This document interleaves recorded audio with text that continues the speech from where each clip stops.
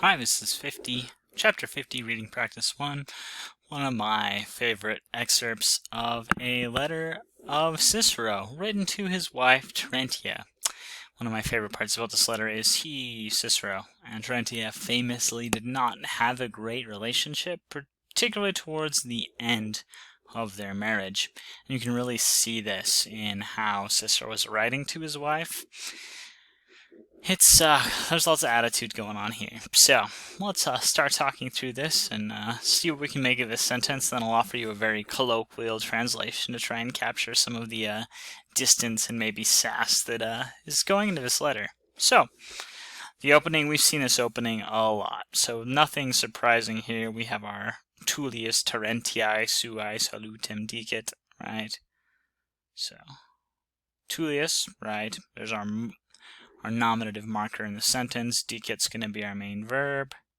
So Tullius says hello to his Terentia. Right? And we have these dative objects of who we're saying hello to. Right? Marcus Tullius Cicero is Cicero's full name, so that's why we've got Tullius there. So Tullius says hello to his Terentia. Nothing difficult there. Alright, now we're going to get one of these conditions. So, let's think through this. We have a conditional phrase, we have two parts, so let's bracket it out, look at our two parts, si vales bene est. There's our first half of the condition, there's our second half of the condition. Alright, well, as with every condition, I like translating the main clause first. Bene est, well, est, sum est. We got third, singular, present, active, indicative. So that gives us a pretty good idea right away. We know it's a simple condition. It's probably present simple, so we can go to vales and see this es here at the ending. Valeo, right? Also present here, second, singular, present, active, indicative. So this is just present simple. So bene est, it's good, it's well, it is well. Si vales, if you are well. If you're doing okay, it's good. Si quid haberem quod ad te scriberem facerem id et pluribus verbis et saepius. So then we're going to have yet another condition. So, once again, si quid haberem, we're going to mark these off, and once again, editors really help us here by giving us lots and lots of commas to mark off different clauses. Quod ad te scriberem, so we have a second clause here, and then facerem id et pluribus verbis et saepius. Alright, three clauses here. Alright, so we got si quid haberem, so we have our if clause. Quod ad te scriberem, notice this clause starts with a relative. Qui quae quod ends with a verb. This is probably a relative of some kind. So we'll come into here, we'll just say relative, question mark. Probably not a main clause though, so we're coming all the way to the end to find our main clause. Facerem id et pluribus verbis et saepius. Okay. So, now that we've found our main clause, we can identify what kind of tense and mood we're using. Facerem, notice we got a nice infinitive form here, so we know this is imperfect subjunctive.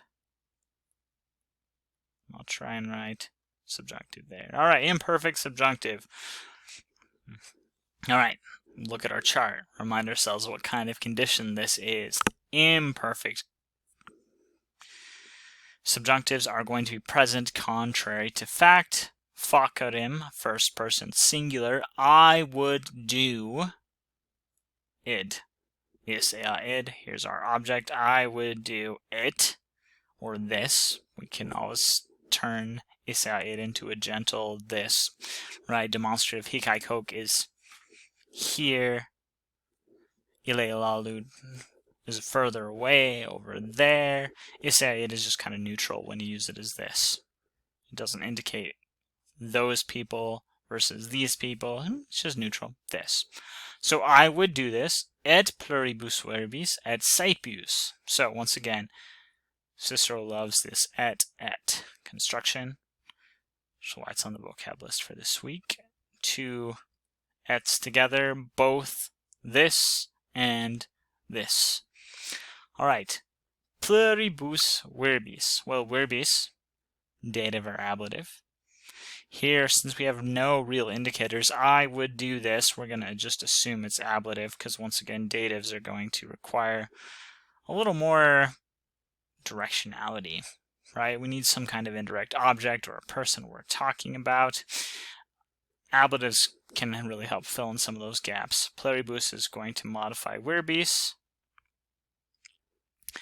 I would do this.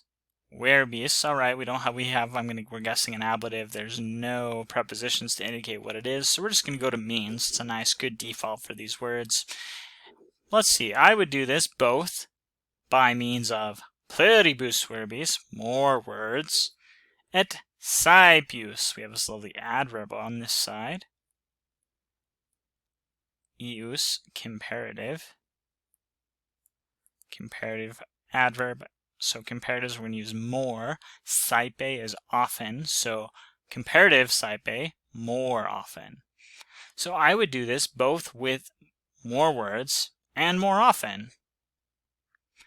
Then we can come back to the beginning of the sentence. Si quid haberem. All right, when we get words following si, this is actually a word called aliquid, which can be anything. You've seen this with ne quid before. So this is going to be our object. Si, if, anything as the object. Haberem is our main verb.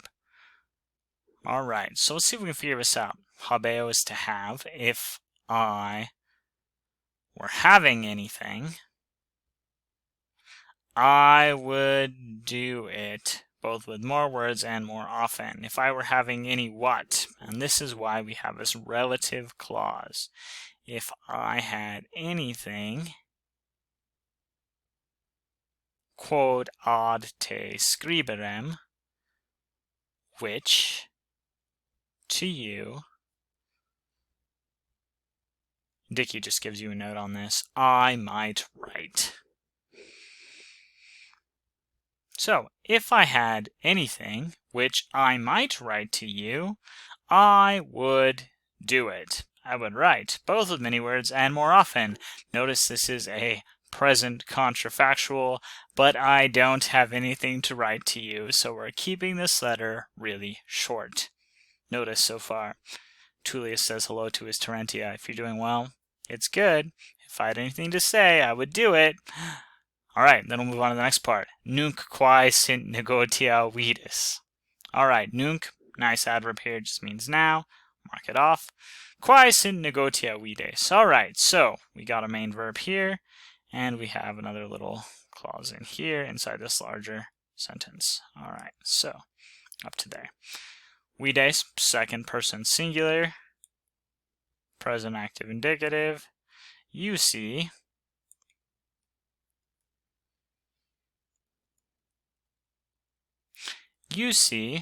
quae sint negotia. If you look at the note there, negotia is businesses, but we could just say the business. The things I need to do are, you see what quae negotia there is. We'll just keep it that way. You see what business there is. Alright. Once again, Dickey has a note. She says, don't worry about this subjunctive here, because you don't know why it's subjunctive, but we're going to get to it but it's 2 chapters now where we'll talk about what we call indirect questions. What the businesses are. You see what the businesses are. Those go in subjunctive, so that's all you say. You see what business there is. So he's not going to write about that either. I don't have anything to write. You know what business there is. And we're in the next clause. Ego autem quo modo sim affectus ex lepta et turbatio poteris cognoscere. Alright, there's our full sentence down there at the end with cognoscere. So we can mark things off here. Boop, boop, boop. Alright, so we've got 2 parts of this sentence again.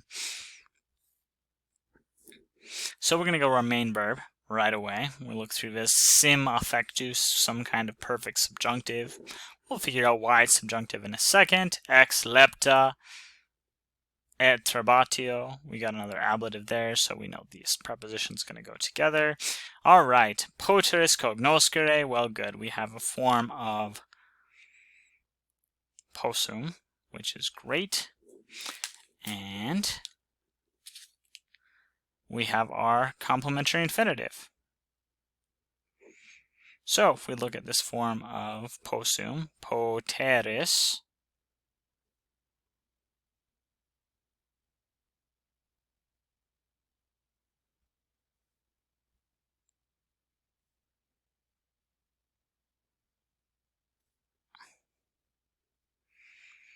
poteris is just future, right? So it's second person singular future active indicative for our main verb.